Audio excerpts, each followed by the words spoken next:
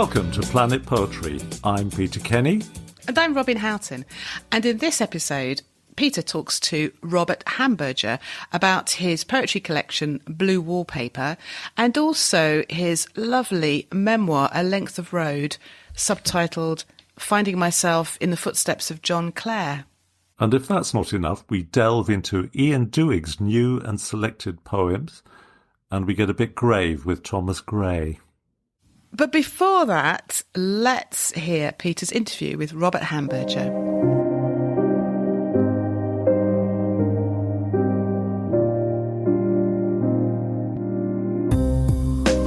Robert Hamberger has published 6 pamphlets and 4 poetry collections. War Paint Angel, 1997, The Smug Bridegroom, 2002, and Torso, 2007. His poetry is widely published in poetry magazines, but also in more mainstream publications such as The Observer, The Spectator, New Statesman, Gay Times. He has also been a recipient of a Hawthornden Fellowship. Today we're going to talk about 2 books, Blue Wallpaper, a poetry collection published by Waterloo Press in 2019 and shortlisted for the Polari Prize in 2020, while 2021 saw the publication of A Length of Road, a prose memoir with poems published by John Murray. So, Robert Hamberger, welcome to Planet Poetry. Thanks for inviting me. It's great to be here. I'm quite a Planet Poetry fan, so it's good to be part of it. Yeah, well, thanks. Yeah, but we did actually read one of your poems on an early episode. And ever since then, I've been a keen Robert Hamberger watcher. Because A Length of Road is mainly prose, although there are poems throughout it. Sure. And your collection, Blue Wallpaper, is a really excellent collection. So what we're going to do is cross-reference those 2 books today. Yeah. Maybe if you read The Lesson of Sand for us. Yeah, sure. Okay, so The Lesson of Sand is part of the sequence about my mother that opens Blue Wallpaper, and it's a sonnet. The Lesson of Sand. My mother wouldn't visit her mother in a home. She couldn't face it, face this. An old woman staring as if I'm glass and she sees through me. Her laughter echoing mine like we're joking together, though she can't speak a word or blow a kiss. I'm greedy for more, not 1 minute less, as she craved more than her mother could give her. I stay for an hour, watching the lesson of sand giving way again to sea. When each visit ends, it's hard to loosen my fingers. I prise them gently from her grip while she loses this man, as if I run through her hands to be free. You know, you've inverted the idea of older people just sort of slipping away somehow, but you're the one that's becoming transparent that you can't quite see. Yeah, I was hoping to get all those cross currents of an aging parent, and particularly a parent with dementia. I think that so much goes on in that relationship about the past and the present. One of the many things I like about it is the idea of a lack of judgment. There's no blame for the mother because she wouldn't visit her own mother, for example. Sure. And there's no sense of feeling guilty about wanting to have your freedom from this encounter at the end. Oh, I'm glad that comes across. I was reading that you'd worked in social work for many years. That's right. Was conflict resolution a part of what you were doing there? Yes, I mean, I think I write in the memoir somewhere that the fact that I chose social work as a career, I think has something to do with this need to try and repair something that's broken, which obviously goes back to my own childhood. And I think the great thing about social work, despite all the pressures, was the issue of empathy, just to try, if you possibly can, to enter their experience, or at least the edge of their experience. So I suppose that's where that comes from. And if it gets into my poetry, that, for me, that's all to the good. I think humanity and absence of judgment is so deeply characteristic of your work. On your website, you say, for over 25 years, I've enjoyed experimenting with the sonnet, using that form, as Anne Sexton says, because some poems are too difficult to write without controls of some sort. What particularly about the sonnet appeals to you? Yes, I've questioned that myself, and I wrote an essay called Why Sonnets? And I think there's some really interesting paradox about the form being a way of liberation, particularly if you're struggling with expressing something, because your feelings are chaotic before drafting, or certainly mine usually are when I'm beginning a sonnet. And somehow the sonnet begins to give you reassurance and a bit of a life belt that you can build around. A lot of my sonnets are rhymed or half rhymed. So a lot of them use either the Petrarchan or the Shakespearean rhyme scheme. I do also write unrhymed sonnets. I'm quite interested in that form as well. But the issue of preordained rhyme scheme, I seem to find reassuring, and it lets me free in a way that's quite mysterious, but quite profound, I think, when you're in the middle of drafting something. Rhyme can nudge you onto something in a way that unrhymed poems don't. There's this wonderful Edna St. Vincent Millay sonnet that begins, I will put chaos into 14 lines and keep him there. And that, to me, sums up what sonnets are about. And somehow the sonnet says, let me help you with the shape that's been there since the 13th century, I think. Let me help you. And it does, or for me, it does. When you sit down to write a poem, is it a voyage of discovery? Have you any idea what you're going to say before you say it? Or is it kind of pretty much worked out in your head? No, definitely a voyage of discovery. Recently, I was drafting a poem that I thought was a unrhymed sonnet, and the poem said to me, stop it, I'm not a sonnet, so you have to try and be attentive during that drafting period. So that has happened to me. And I really like that dialogue with a poem during the drafting process, that issue of being attentive to what the poem is not only trying to say, but what shape it's trying to form as it says it, really. Sometimes there's a struggle for control, isn't there? Oh, absolutely. I mean, I always think the poem is much wiser than we are. It's a very mysterious process, and I love the sense of finding words for an experience that you feel is wordless and that you can't find a way out of it, and all you know is that you want to express something that previously has felt inexpressible. I've noticed that your work is very much about preserving people somehow. I think that's a fair comment. I've recently fallen in love with Annie Ernaux and her memoirs, and she just won the Nobel Prize. And on YouTube, there was an interview, and she said, to write is to fight forgetting. And that was really helpful to me, because I think you're right. I am preserving experiences or people I've loved, or even the person I was at that particular point in my history. Sometime last year, I had this very clear understanding that there's a really great distinction between writing and publishing, and that you, in fact, shouldn't mix the two up. Once I finally sussed that after 25 years in publishing, I thought, okay, I can now just enjoy the writing and let them try their fate in publishing. But the main thing is writing them, really. Can I ask you to read The Man in Chains? So, surprise, surprise, this is another sonnet. There are a number of sort of memory poems in Blue Wallpaper. The Man in Chains.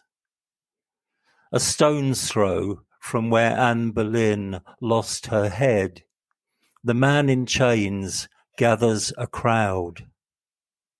We circle him as he huffs and puffs his hard, bare chest. We hear his bellowed boast. Watch while a serious child tugs the last padlock like a choker at his throat, proud to prove him trapped. Clinking links bound around his torso, snake tattoo arms crossed.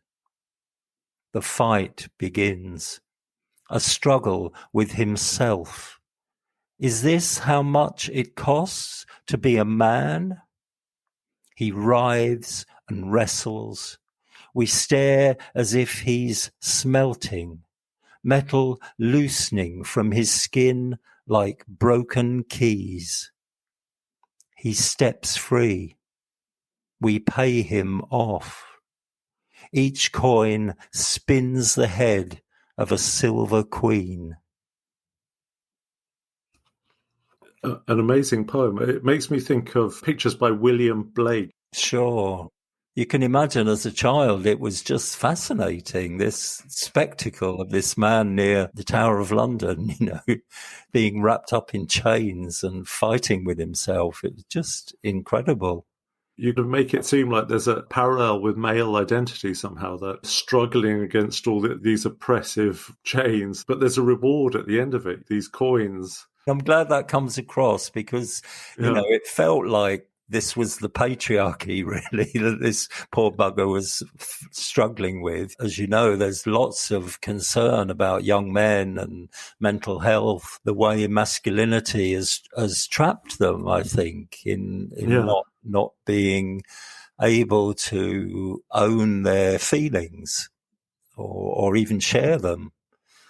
Tragic, really. I remember in the 70s we thought that, gender roles would find a way of liberating all of us. And that seems to simply not have happened, really, particularly for young people, I think. But I'm glad the issue of masculinity and this man representing the struggles that men have it comes across, really. I was hoping it would. I mean, I try and focus on very small details, but hopefully there's some wider resonance going on there. Escaping into something more authentic is a recurring theme, certainly in A Length of Road, which having to break free from the chains of one identity. Yes. It just seemed to me that sonnet form condenses it. Enacting the subject in some ways. Will you read another sonnet, An Interest in Musicals? Again, another memory poem. So, An Interest in Musicals. At the sound of music intermission, a smooth man approached near the chalk ices. Blotched teenager, I gave him permission to chat about his job, the cruises and sunsets, while the citrus scent he must have sprayed at his wrists and throat flitted between us. I liked how he leant when he laughed, showing his teeth, each note of his voice gentle enough to draw me closer. My mother arrived like a guard dog to shepherd me back in time for Julie, climbing every mountain. I couldn't beg for a moment more. He left me songs in the dark about my favourite things. It does make me smile, that poem. I think it's the sort of the mother arriving like a guard dog. Yes, I mean, it's interesting how some images just spring at you and you know they're the right ones, really. I mean, poor bugger, she was only trying to protect me, but, seeing this teenager flirting with a slightly older man, but anyway. Yeah. I like the way you describe, the citrus scent and that lots of the senses are suddenly kind of alive to this other person, which you're summarily whisked away from. And of course, I mean, that's another beauty of poems, isn't it? That suddenly you get this memory and you think, I need to try and make sense of that experience. And that's, again, a real pleasure that you've got the freedom of a page to explore something that only as an adult makes more sense to you, really. One of the really important relationships in your life was with your friend Clifford, who you knew from school. Yet another one of those relationships that you preserve. Would you read the poem Moment for us? Sure. So this is a specular poem, a poem that mirrors itself from one stanza to the next, with each line being reflected. Moment. You stroked his arm, quietly said, "He's gone." I knew the air had dimmed because he no longer breathed in it. By walking and speaking, he altered the colour of words, made each room he moved in a space I wanted to share. Now this secluded ward that held 4 of us, until you quietly said he's gone, shattered 3 of us, except of course it still bore his weight on the sheet in the centre of the room, as though his bed had become the world's axis. His bed had become the world's axis in the centre of the room, as though it still bore his weight on the sheet, shattered 3 of us, except, of course, until you quietly said, he's gone. This secluded ward that held 4 of us, a space I wanted to share now, made each room he moved in. He altered the colour of words by walking and speaking. He no longer breathed in it. I knew the air had dimmed because you stroked his arm, quietly said, he's gone. There's just something amazingly beautiful about that mirroring. Thank you. Perhaps one of the reasons that I connect with your work so much is that I also, my best friend also died of AIDS. Okay, yeah. AIDS and the whole tragedy of that affected so many people of our generation, really, in a way that perhaps young people can't understand, I think. Particularly, I think when you're growing up with someone, you're in your whatever, late 20s, early 30s, imagining that you've got these years ahead that are going to change each of you, but this total security that your friendship will stay. And then one of them, one of the friends goes, this sort of central relationship. And I suppose for years, really, I've been trying to understand both the friendship and the closeness, and why you become close friends with someone. Why does that happen? But also, I have to say, I don't think male friendship is written about enough. So I wanted to also to do that, really. That beauty of a friendship, the freedom of it, the fact that there are no rules at all is something that's really quite a fascinating subject, I think. Think back to sort of classical models of ancient Greece or whatever. Male friendship was all anybody ever wrote about, pretty much. Lots of male friendships in the Bible and what have you. So you're right. It's an odd diffidence, really. I want to ask you about the poet John Clare, who's played a big part in your life. He lived between 1793 and 1864, I looked up this morning. What is it about John Clare that you really connect with so strongly? Well, interestingly, we were talking about emotion, and I think one of Clare's beauties is his ability to write as simply as possible. I think I do relate that to his class, to being a working class writer, and I hope to write as simply as I can in my poetry. So I think for me, Clare began to represent all sorts of things. I first discovered him when I was about 15, so again, quite an early influence. And I think the more I learnt about him, the more interesting he became. His ecological concerns, his respect for nature, his fascination with trying to understand love, I think was really interesting to me. The other great thing with Clare, with his use of dialect, was a man who, despite he had initial success, but he then had over 20, 30 years of critical neglect, really. Even in the asylum, 20 plus years in the asylum, this man kept writing. So that example is admirable to me. Someone who, in the end, had to give up the idea of publishing, but that didn't mean he gave up the idea of writing, because it was so integral to his being, I think. When I first started reading poetry, people were a bit sniffy about him. Maybe it's because he had his mental health issues and, his working class background, which is ridiculous, really. But, yes. Looking down on someone because they write in a simple way, actually, I think that's seen as lesser than.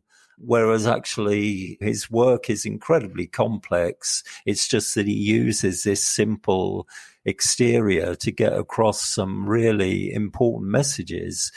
Animals feel in the same way as we do. He's not anthropomorphizing them. He's just respecting them, which certainly in the 19th century was a very radical idea. I think we're now growing up a little bit and seeing that we shouldn't be at the top of the nature hierarchy. I mean, look at the damage we've done. And certainly Clare was aware of that damage with the Enclosures Act. He was aware that putting man at the top of the tree was going to do a lot of damage to wildlife and to nature. Those concerns are mentioned, aren't they, in this famous long walk that he had? Yes. And in a way, that proved to be a template for you in following his course at a time of crisis in your own life. That was a strange echo of the crisis John Clare had. Yes, absolutely. What made you want to do the John Clare walk? It was definitely instinctive. My retracing of his 1841 walk from Epping Forest back to his home near Peterborough, Northborough, along the Great North Road, 85 miles. I didn't plan it that my retracing of it would happen 6 weeks after my marriage broke down. So I was not mentally in a good place, but I knew I wanted to do the walk. It meant sleeping rough for 3 nights. It meant walking along parts of the A1 because I was trying to follow the route of the Great North Road as fully as I could. Happened 25 years ago, and it took me 25 years to finish the book. Lots of different drafts, lots of self-doubt, lots of no one's going to be interested in this, But in the end, I think Clare's persistence and perseverance was a good example for me to just keep going, keep believing in it, keep writing the poems, keep drafting the prose. And then I was lucky enough to get John Murray, the publisher, who in fact was Byron's publisher, which was a real boost to me, to say yes to publishing A Length of Road, So it's been a strange journey, but one I wouldn't have been without, really. I loved A Length of Road. I mean, I read it just as you might a novel, just absolutely devoured it. It was. But I was there definitely feeling, oh my God, when he was sleeping rough, and sure, I was almost fearing for you in a way, This poor guy who separated from his wife and children 6 weeks before and didn't know where on earth he was going. I almost wanted the reader to fear for me, really, because I took a dictaphone with me, so it was very immediate. I was just speaking my feelings and observations and all of that into this dictaphone, and I then typed up the transcript, and the book began to form itself in that way. But that's also why it needed to stay in the present tense. I wanted it to be as immediate as Claire's writing, really. Claire wrote a journal partly during the walk, but certainly immediately after. He spent a few days writing up the experience. And so I was able to use that in my own drafting, use his journal as a way of helping me through my own experience. I'd like for people to get a flavour of the prose. The book is divided into the 4 days of my walk, and also it weaves in the 4 days of Claire's walk, which are written in poetry. But just to explain, I did a drive of the walk a few days before with a friend, and we passed a big painted sign 3 or 4 feet high, where someone had painted "I love you" on the wall near Potter's Bar. And this is me now reaching that sign when I was walking. By Hawkshead Road at 5:15, I passed the "I love you" message, close up and slow motion this time. The first time I told Dee I loved her, in my student room on campus, it felt exposed, unalterable, like a declaration to myself as well as her. We add that statement to the air, hoping to hear the same. If we're lucky, we echo each other. I walk away from "I love you," leave it standing, want to decipher white words on red brick. Whoever painted them knew what they meant. Loving Dee and being unable to live with her look like facts as simple as the letters on that wall. I blunder across a moor where love's helicopter dropped me 6 weeks ago, hoping I won't end up in flames, the match between my own singed fingers. Hearing you read that, if that was in a collection as a prose poem, that would work really well. Prose in this book is just excellent. Thank you. I love the way it's literally sort of re-examining the idea of love. You've zoomed under that sign, "I love you," in a car, like you said, and then you're sort of crawling under it at a slow walking pace. Sure. Days later. Yeah, you're right. I mean, I think the book, in a way, it tries to examine love. What is it to love your wife and then no longer be able to love your wife? What is it to love your children but no longer be able to live with them? What is it to love your friend and your friend dies? And then, of course, Claire's examination of love, his first love, Mary Joyce, and his wife, Patty, and his children, who, again, he was separated from during his years in the asylum. So I do feel quite proud of the book, that it is an examination of love from various angles, You're walking through this pain, and it's painful and horrible, but there's a sense of coming to realizations about things in it, or at least coming to terms with things. And again, there's this absence of blame. Nobody's at fault. It's just the way things are. And in the way that it wasn't John Clare's fault that so much of what happened to him, he had to deal with it. He was mentally unwell. Yes, I think that's right. And in a way, the 25 years of drafting and redrafting was helpful to me. It helped me think, okay, why did I fall in love with this woman when we were 18-year-old students? And how does love change with different pressures coming in? So that 25 years, although it was extreme, I probably wouldn't recommend it to other writers. It was very helpful to me, I think. The sincerity just really shines through, your sincerity of feelings for everybody that you're involved with. But also that kind of sincerity of intent about trying to tell the truth as best you can. One of the good things about the slow drafting process is, of course, part of me thought it may never be published, and therefore the central role was to be honest with myself, really. So you're right, that honesty was one of the tests of the book. There is something about putting I at the centre,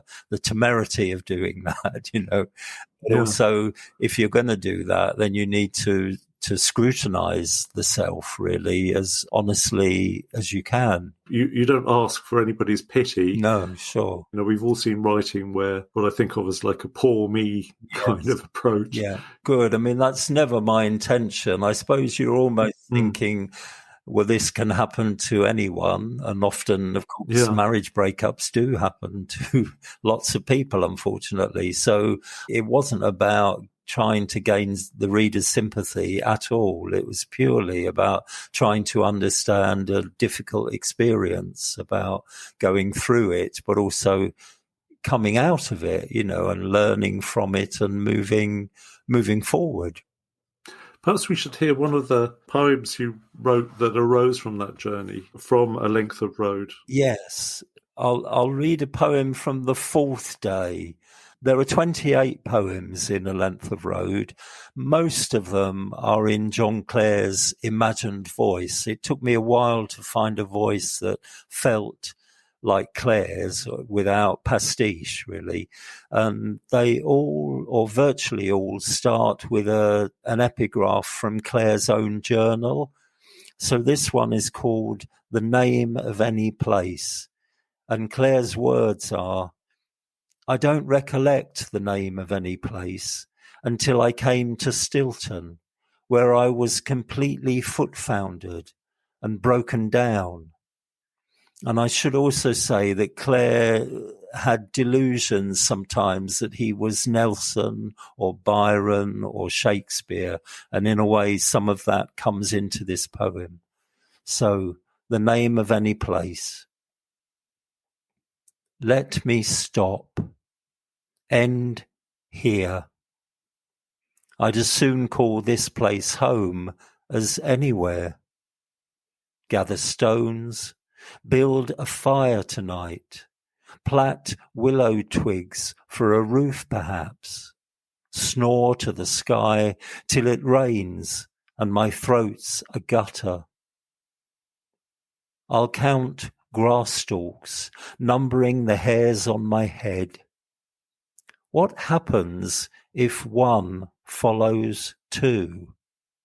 One step, two step, one for sorrow, two for joy. Can you catch them here in my hand? What happens when knees are smashed, spokes of the great wheel broken? Broken down haymaker, me, who dared to win the battle of the Nile, fought 10 tigers bare-knuckle and boxed their ears, wrote Childe Harold on an oak leaf baked in nutmeg, a broken-down hay cart, me, a broken name. Who knows it? What happens after one?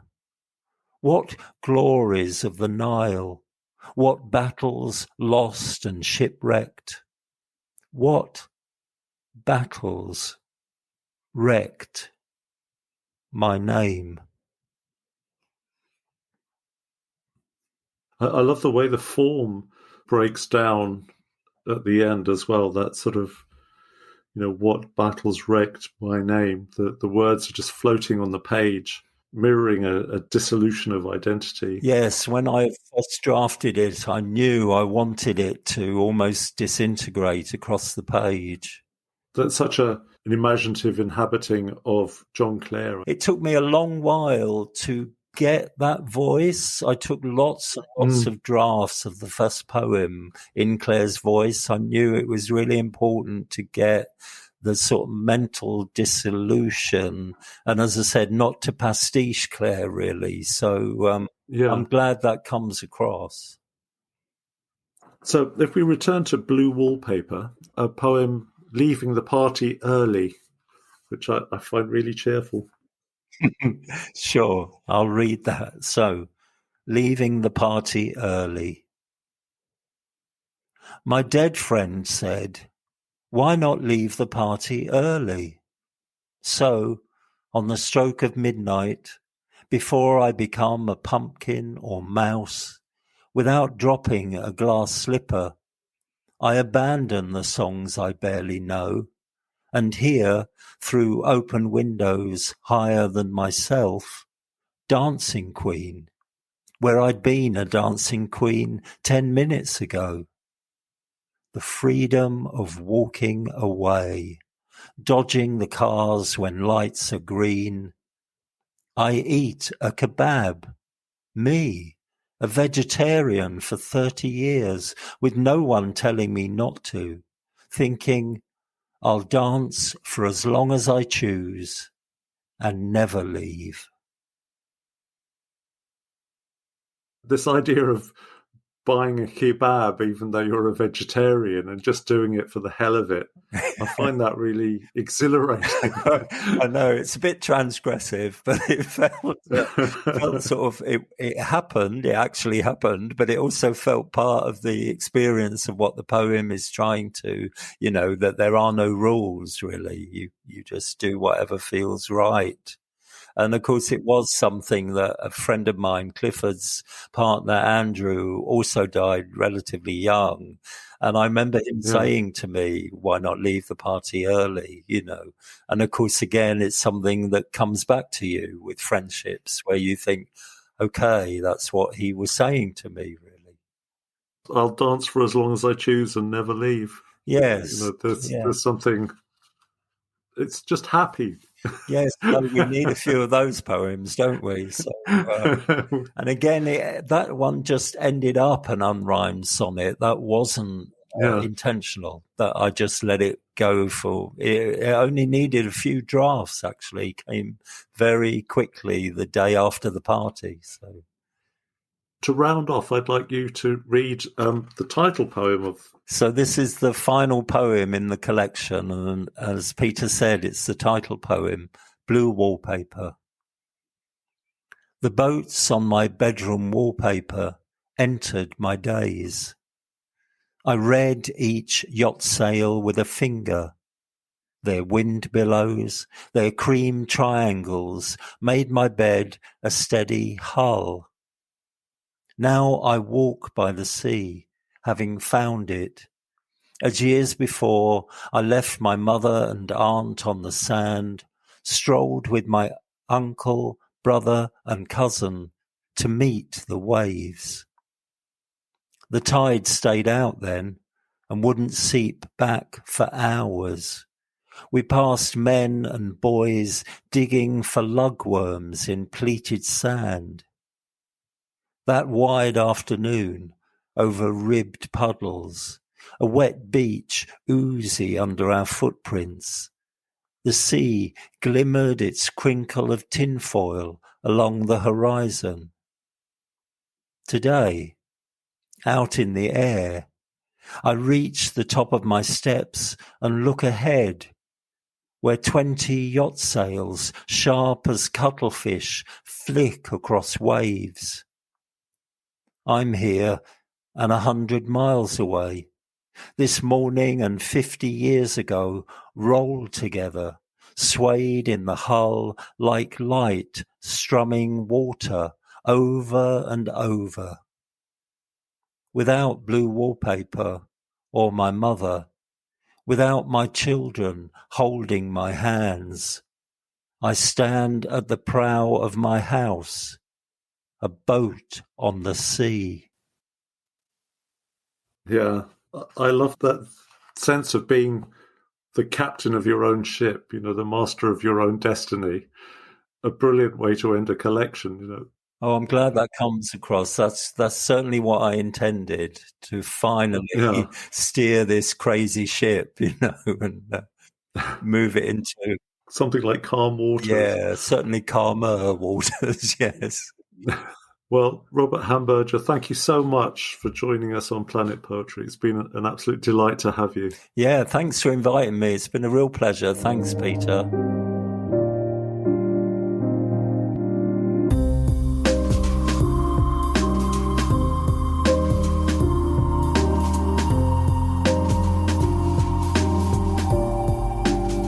Robert Hamberger, I've got a lot of time for his work, and I think he's one of these poets who works away quietly. He's not a big kind of bragger at all. I think he should be known by more people. I mean, I know a lot of our friends know him and know his work, but I want to see him in these national lists of people. Do you know what I mean? I think he's really talented, and I love his work. I really like the warmth and humanity in everything he does, and it's very hard to put your finger on why quite. You feel like you're in the presence of somebody with a generous soul, if that doesn't sound too ridiculous, and there's something really elevating about that. The poems are really expressing a true feeling. I liked a lot of the things he said about writing sonnets and the fact that it's a way of herding chaotic feelings. Wasn't that one of the expressions that he used? And the idea that a rhyme or a set rhyme scheme can nudge you into something. I've never thought about a form or even, any sort of poetry form as doing that. But I like that idea very much. He seemed to be suggesting that the sonnet form was wiser than the poet is, The form is almost guiding you, being tolerant of your aberrations and gently kind of drawing the poem out of you. Yes. I suppose you have to be alive to that. You have to be an open enough mind to be aware of that and to let that happen, I guess. Yeah. It's not forefronting the form just to say, look, how clever I am. It's just effortlessly is a sonnet. A length of road as well. Like I said in the interview, is a real page turner. I went to bed one night, started reading it, then kind of devoured it in about a day and a half. There's something quite compelling about, somebody teetering on the edge of personal crisis and then taking this kind of weird, rough sleeping walk, a bit like John Clare did, and thinking about poetry and love and all the rest of it. It's really compelling. It's a lovely memoir. I enjoyed it too very much. And it was really interesting the way he described, his empathy with John Clare, and he said, didn't he, that he admired his ability to write as simply as possible, and kind of that really shows in Rob's prose as well, and this respect for nature and animals and all the stuff that was that Clare was kind of perhaps ridiculed for in his time.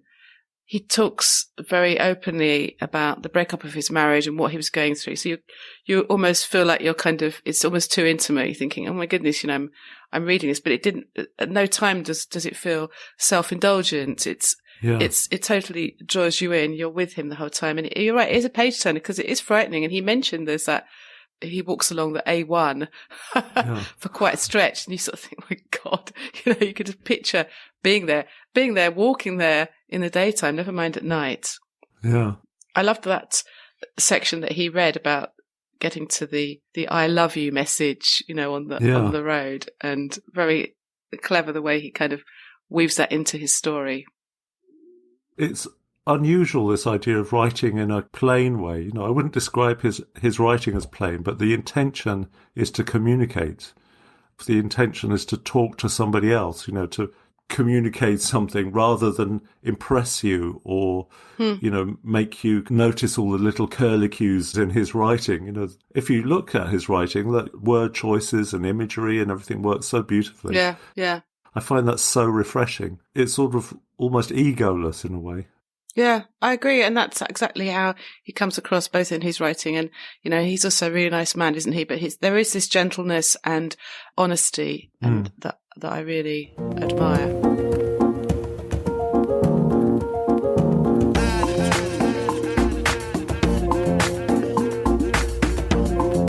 We've been doing a bit of reading, haven't we, Peter? We like to regale our listeners with our latest finds or whatever, or something lovely that we've gone back to, something classic we've gone back to. Shall I tell you what I've been reading? Yeah, why not? Well, funnily enough, I have been reading Ian Duig, his new and selected poems, which came out last year, I think, from Picador. And it's a lovely looking book. First of all, I do judge a book by its cover quite often, and it is beautiful because it's a lovely size. It's kind of a non-standard size. His work, it's indescribable, isn't it? I mean, he's just one of these poets who, whenever I pick up something or read something by him, it's totally unlike how anybody else writes, I think. He just seems to write across everything from folklore, history, ancient and modern. He writes about issues of justice, racism, community, music, religion and tradition. And he's just fearless, I think, and just got this amazing mind that he just makes these connections. Helpfully, he does have a glossary at the back, which helps you into some of the poems, but others I found I had to sort of look up my classical and Irish folklore references were somewhat lacking. When I've seen his poems, there's a touch of what I think of as magic, that sleight of hand that kind of brings about little moments of wonder somehow. Absolutely. And he's very playful. And it's funny. I went on to the Poetry Archive website. His page on there is actually really, really good and worth a visit because there are some recordings of him reading some of his poems, but also it gives you a lovely background to him, how he was the 8th of 11 children and all the fabulous awards and things that he's won. But his one sentence description that he's given that's right at the top of the page says, "I do mock literature and take it seriously at the same time. But anyone who is passionately attached to a football team will have similar mixed feelings." That's very much his style. He can be tongue-in-cheek and serious at the same time. I'm going to read you a poem from it in a minute, but from one of his previous collections, there's this poem called, how do you pronounce it? Is it Charivari or Charivari? It means a kind of loud, raucous, mocking singing at a couple when they get married or something like that. No idea, no. Anyway, that's the name of the poem. It doesn't matter too much, but there's one stanza in there which gives you an idea. "You've heard that truth is beauty, beauty truth, like one was Castor and the other Pollux. Forgive the language of uncultured youth, but Cockney Keats was talking Hampstead bollocks." Anyone who can write Pollux with bollocks, he's a clever guy. I wonder how long he had that rhyme stored up in his head before he found a way of deploying it. And that's just one of zillions, I think, in this collection. And it's great to go right from the beginning. There were poems that I loved from his very first collection, The Bradford Count, in 1991. Yeah. So, he's got proper track record. I thought I might read you one of the in the section of new poems. A while back on the podcast, I read The Lammas Hireling, didn't I, by him, because that was the one that he's very famous for. You said there is a magic to his work, and I think that is one of the themes that he goes back to. It's another take on the idea of humanity being part of nature. We were talking about Rob Hamberger, weren't we, in his empathy with nature, but not in a sentimental way. And this one is called Tine, Tine. And if you're not familiar with that word, because I always think of a tine as being one of the little prongs of a fork, but apparently it does mean anything that any sharp point, including the points of an antler on a deer. And that's its, he starts off with that. So it's called Tine. "I am the deer of 16 tines, more than your monarch of the glen. I set horns on the heads and words in the brains of women and men." Tine means fire in Tyne and Madra Rua, foxfire, will-o'-the-wisp or jack-o'-lantern. My lights breathe out on your page-white moor where poems burn. I am time fled from Hallaig Wood. Your seconds are my second-hand clothes. You walk through curtains of hide for the word no human knows. I am the deer of many points, all too dark for your brightest mind. The point of poetry, of arguments, of weapons, and of being kind. My dark blood fills your books. The white of my eye behind each page looks beyond where your poet or sorcerer looks to curse your age. Wow, that's amazing. that ends on a curse. And sorry about my pronunciation in there. This phrase, Tain and Madra Rua. Sorry, anyone who knows any Irish. And he translates it in the next line, foxfire, or it means a will-o'-the-wisp. Like the Lammas Hiling, I suppose. It's one of those poems that you want to read it again and again, and it just leaves you with this feeling in your head. Definitely, yeah. That sounds like a must-have volume. Oh, it definitely is. I'm really enjoying it. So, yeah. Oh, and I forgot to even say it won the Hawthornden Prize last year, this collection. So, all kudos to Mr. Dewey, a very modest man who does marvellous work, I think. Yeah. Tell us what you've been digging into then. Well, it was partly, I was in one of those moods, where I was looking at Twitter, which I try not to do, and it was just so full of bickering about horrible things. I just wanted a kind of antidote. And I found recently, when I was reorganising my room, a book, Elegy in a Country Churchyard by Thomas Gray. It's a little hardback book that I picked up for £3 somewhere. And I was looking at it on the internet this morning, and I've seen it on sale for like £100 somewhere, and which is really good. Got a bargain. It's got these beautiful prints in it. John O'Connor, and it was published in 1955. And John O'Connor was studied under people like Eric Revilius, and so the prints are really absolutely gorgeous. And he was a famous artist on his own terms. Can't say I really knew the poem.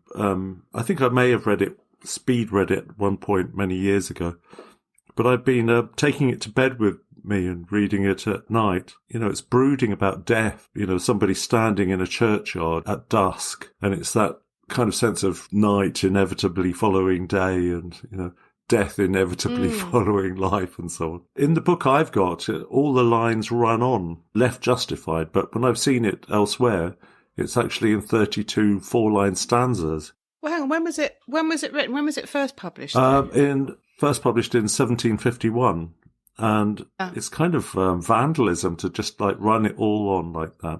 I mean, it looks nice on the page. That sounds wrong. Yeah, I mean, it really makes it harder to read in a way because you don't get that. It doesn't break up into sense units properly. However, it's a lovely book. But yeah, so I found out a little bit about him. Thomas Gray was born in 1716 and he died in 1771. And he was the fifth of 12 children. All the other children died. He was the only one to survive infancy. Oh, no. God. You don't have to be Sherlock Holmes to think writing about death then shouldn't come as much of a surprise. And he was educated at Eton and Cambridge, although he left without any degree or anything. And he had a close relationship with his mother. And when he was studying, he met a fellow poet called Richard West, who died when Gray was in his mid-20s. Thomas Gray seems to have suffered from really deep depressions in his life. Like I was saying with Robert Hamberger, there might be a sort of sense of survivor's guilt here, that sense of, having such a close friend that then dies when you're in your mid-20s. And actually the poem itself describes this village churchyard, and then at the end it sort of begins to talk about the last three stanzas are about referring to this sort of dead friend. So it kind of... Yeah. He's obviously still haunted by... But the language is just extraordinary and it's lovely. I'm going to read the first few lines. The curfew tolls the knell of parting day. The lowing herd winds slowly o'er the lea. The ploughman homeward plods his weary way and leaves the world to darkness and to me. Now fades the glimmering landscape on the sight, and all the air a solemn stillness holds, save where the beetle wheels his droning flight, and drowsy tinklings lull the distant folds. Save from that yonder ivy-mantled tower, the moping owl does to the moon complain of such as, wandering near her secret bower, molest her ancient solitary reign. Beneath those rugged elms that yew trees shade, where heaves the turf in many a mouldering heap, each in his narrow cell forever laid, the rude forefathers of the hamlet sleep.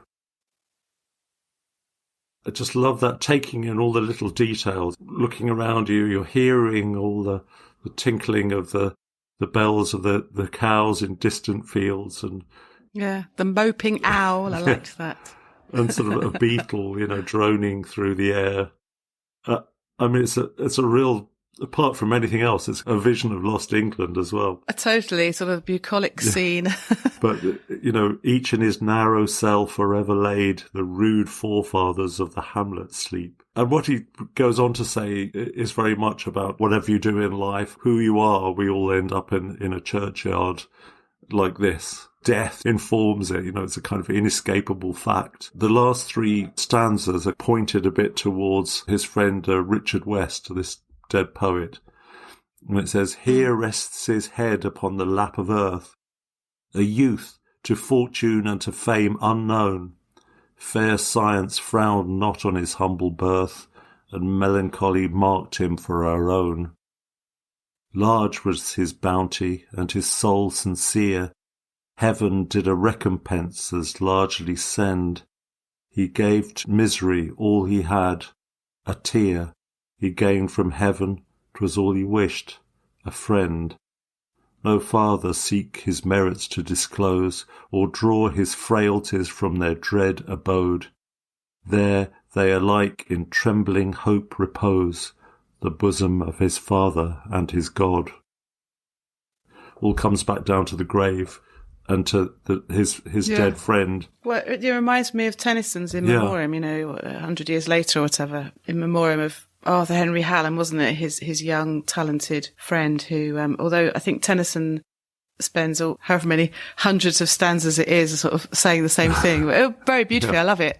Whereas yours looks more like a kind of, it sounds like he's taking in the whole of the setting and then finishes by or moves in on the grave and the point of the subject of the whole elegy. It sounds beautiful, actually.